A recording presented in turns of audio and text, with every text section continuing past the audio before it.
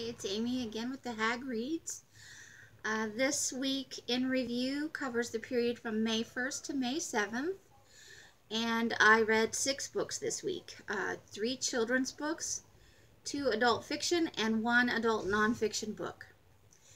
My first adult fiction book was a reread of The Dead Zone by Stephen King, and I've probably been more than 15 years since I read this book. And I had forgotten just how little actually happens in this book. A lot of it is just the descriptions of him in the hospital and, the process of the accident and all of that. There's very little actual action in this book. My mini plot synopsis is John Smith has a little accident as a kid and he gets a little bit of a psychic ability. And then he has a great big accident and he has a great big psychic ability. And then low-key mayhem ensues. The ending of the book, to me, was almost anticlimactic. I'm not saying I didn't enjoy the book, but my memory of it is significantly different than what happened. And I really think this is another case of having conflated aspects of the movie and the TV show that was produced sometime later that were based on this book. So I gave it 3 stars overall. Probably way back when I originally read it, I think I thought it was a 4 or 5-star read, but that has not held up for me.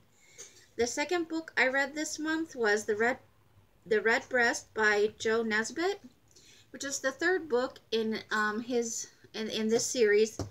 And Harry is kind of a tragic police detective character. He's flawed. He's an alcoholic. He's hard on the outside, but takes things, very personally, and his outlet is usually some form of substance abuse, and that has kind of been the theme throughout all 3 of the books I've read so far, and I assume that will continue on with the series. It's that kind of fiction that's kind of not really dark, but kind of depressed, I guess.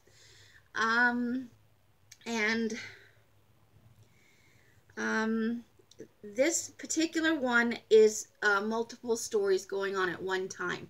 The other 2 volumes were just a single mystery, contemporary setting, pretty straightforward. But this one is a contemporary murder mystery with some neo-Nazis and some supremacist themes. And then it's interwoven with a World War II backstory. And so it's the integration of those 2 things coming together to solve the mystery in the present day. And I will say that the last little bit was fairly exciting, because they waited right up into the end to wrap it up. And there were a couple of twists in there, as is typical of the genre. And so it was kind of a race at the end to bring the 2 storylines completely together and solve the mystery. I gave that one a 3 out of 5 stars also, but I actually enjoyed reading that much more than I enjoyed rereading The Shining. The 3rd book that I read was my nonfiction read for this week, Yes Please by Amy Poehler. And I saw a couple of people talking about it on YouTube, and a couple of people that I know have been really excited about this book. They talked about how great it was, so exciting, and she brought all of these people into the audiobook with her. So I read the book and the audio, and then I listened to the audiobook, and I just wasn't that excited about it. I enjoy her as an actor, and the book was entertaining, but it wasn't like this hugely great thing that people made it sound like. And I wound up giving it 2 stars. The audiobook, I have to say, I think if you're going to read it, and I don't not recommend it to anybody, it just didn't live up to the hype, I guess, but it was entertaining. It was funny. If you really like Amy Poehler's work, I think that somebody would enjoy it if that's of an interest to you. But I would recommend you go with the audiobook. I think it was more entertaining than just reading it. So that's my thoughts on that. And then the 3 children's books that I read this week were all in the Little House series. I read Little House in the Big Woods, Little House on the Prairie, and Farmer Boy. The first 2 books there were, these are not stories per se. They're narratives about the life of the Ingalls family, and with the Farmer Boy of the Wilder family. There's no mystery, there's no romance. This is just a narrative about the lives of these people and how difficult it is and how self-sustaining they were. For the Ingalls, they were basically a subsistence farming family, you know, barely getting by. And so the first book is the Little House in the Big Woods, and then the father feels like it's too crowded, and so then the second book handles their trip further west, closer to the frontier. And the Little House on the Prairie deals with things like their experience with Indians and being more isolated and having to basically start all over.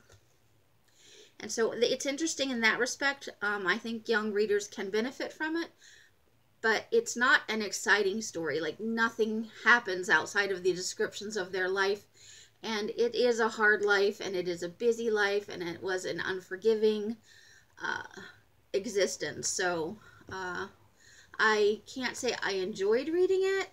And like I said in a previous video, I don't really remember the series from when I was younger. I remember checking them out, and I know I read them, but I don't really, after having read 3 of them, I don't really remember them at all.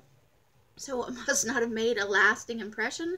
I'm glad to have reread these 3, and I will reread the whole series, all 9 books. But I probably will not keep them in my personal library, the ones that I own, and I won't seek out the rest of them. And I will probably never reread them again. I would probably recommend them for younger readers as a historical interest thing. If you're doing, you know, a frontier study, expansion westward, that sort of thing, or as an example of what a farmer's life, how hard it really would have been. But it's not just light fun reading. So that is all I have for this week, and I will be back on Wednesday with a work in progress video.